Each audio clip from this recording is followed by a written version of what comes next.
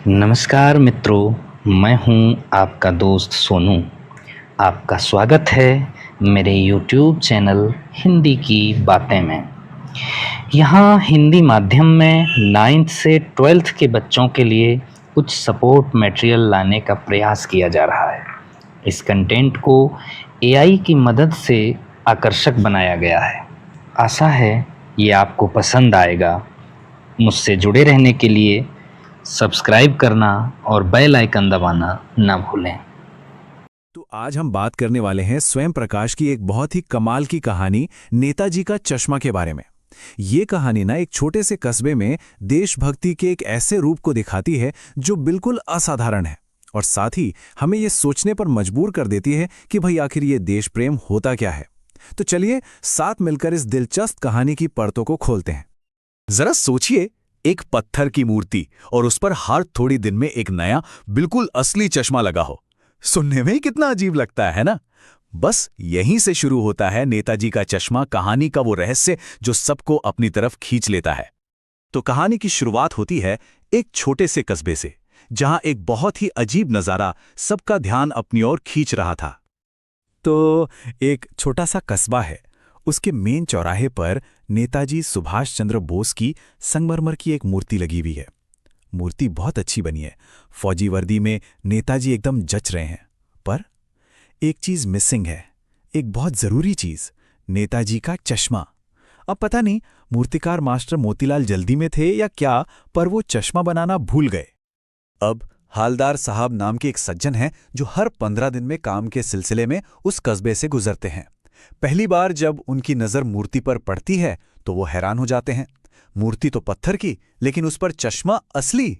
अगली बार जब वो वहां से गुजरे तो चश्मा बदला हुआ था, कभी मोटा काला फ्रेम तो कभी गोल तार वाला फ्रेम, हर बार एक नया चश्मा। ये सिलसिला ऐसे ही चलता रहा और हालदार साहब की उत्सुकता बढ़ती ही चली गई।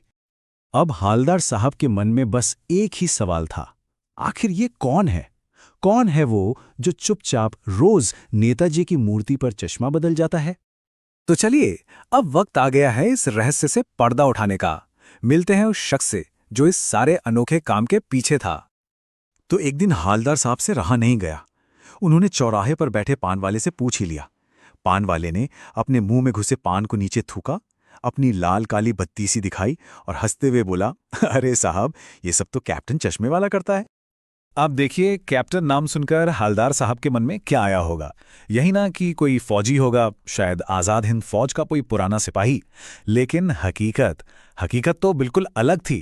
कैप्टन एक बहुत ही बूढ़ा, दुबला पतला सा लंगड़ा आदमी था जो एक छोटी सी संदूकची और बांस पर चश्मे रखकर बेचता था। पर सवाल तो ये था कि आखिर वो ऐसा करता क्यों था? और इसका जवाब इतना सीधा और दिल को छू लेने वाला था। कैप्टन को बिना चश्मे के नेताजी की मूर्ति अच्छी नहीं लगती थी। उसे ऐसा लगता था मानो चश्मे के बिना नेताजी को तकलीफ हो रही हो। बस यही था उसका नेताजी के लिए सच्चा, सीधा साधा सम्मान। लेकिन यही कहानी का एक दुखद पहलू भी सामने आता है। एक तरफ कैप्टन का वो निस्वार्थ देशप्रेम था और दूसरी तरफ पान वाले का मजाक।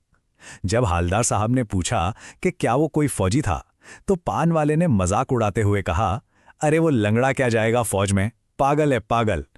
ये बात सुनकर हालदार साहब को बहुत बुरा लगा कि देश के लिए सब कुछ करने वालों का लोग कैसे मजाक उड़ा देते हैं। और अब कहानी एक ऐसे मोड़ पर आती है जहां सब कुछ बदल जाता है। माहौल बहुत भावुक हो जाता है। करीब 2 साल, पूरे 2 साल तक हालदार साहब जब भी उस कस्बे से गुजरते, उन्हें मूर्ति पर एक बदला हुआ चश्मा देखने की आदत सी हो गई थी। ये देखकर उन्हें खुशी मिलती थी। लेकिन फिर एक दिन सब कुछ बदल गया। मूर्ति का चेहरा खाली था, सूना था, उस पर कोई चश्मा नहीं था। हालदार साहब ने पान वाले से पूछा तो जो पान वाला हमेशा मजाक करता था, आज उसकी आंखें नम थी। उसने अपनी धोती के सिरे से आंखें पोंछीं और उसकी आवाज भर्रा गई। उसने बस इतना ही कहा, साहब, कैप्टन मर गया। कैप्टन की मौत की खबर यह हालदार साहब के लिए एक बहुत बड़ा सदमा था। वो बस यही सोचते रह गए कि उस देश का भविष्य क्या होगा, उस कौम का क्या होगा जो अपने देश के लिए सब कुछ न्योछावर करने वालों पर हंसती है और खुद के लिए बिकने के मौके ढूंढती है। लेकिन जब लग रहा था कि सारी उम्मीद खत्म हो गई है, कहानी एक ऐसा मोड़ लेती है जो इस अंधेरे में एक उम्मीद की किरण की तरह है। हालदार साहब का दिल एकदम टूट गया था।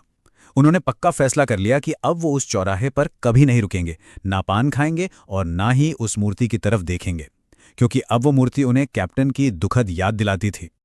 लेकिन आदत तो आदत है। जैसे ही चौराहा आया, ना चाहते हुए भी उनकी नजरें मूर्ति की तरफ उठ ही गईं और उन्होंने कुछ ऐसा देखा कि वो एकदम से चीख पड़े, गाड़ी रोको! मूर्ति की आंखों पर एक चश्मा था, सरकंडे से बना हुआ एक छोटा सा चश्मा।